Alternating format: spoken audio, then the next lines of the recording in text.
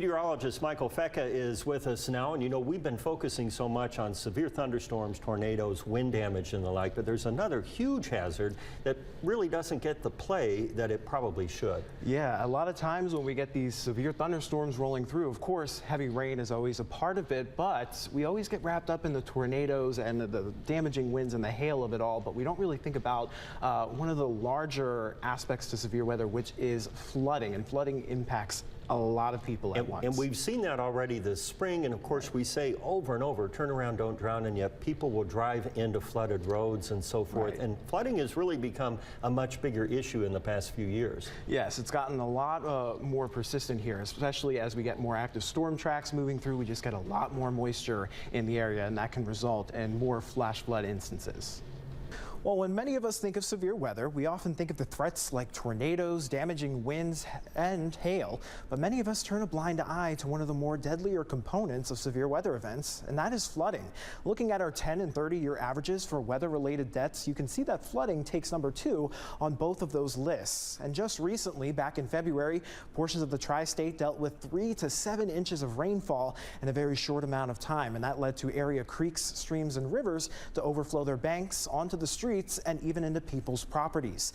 Now, in order to better prepare for some of these flash flooding events, we need to understand exactly what a flash flood is. And it's quite easy to understand. Simply put, it's heavy rainfall that falls in a very short amount of time here, and it can happen as little as 6 hours or even ramp up as quickly as just a few minutes. Now, sometimes it doesn't even require heavy rain to lead to flooding. Sometimes it can be caused by levee and dam failures and ice jams that may also cause flooding as a rush of water goes down those creeks, streams, and rivers.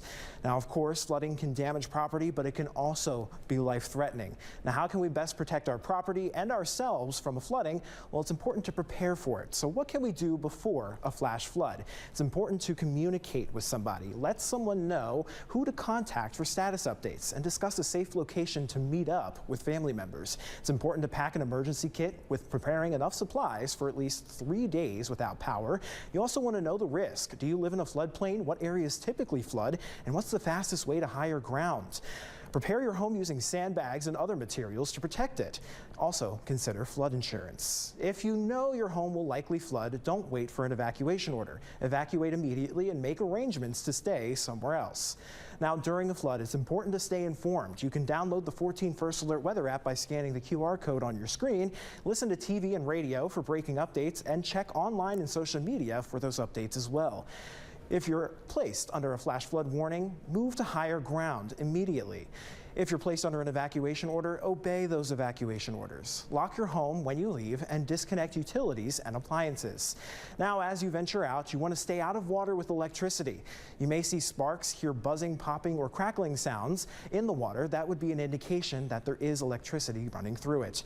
Floodwaters in general need to be avoided. Do not walk or drive through floodwaters, and it may appear deeper than you think.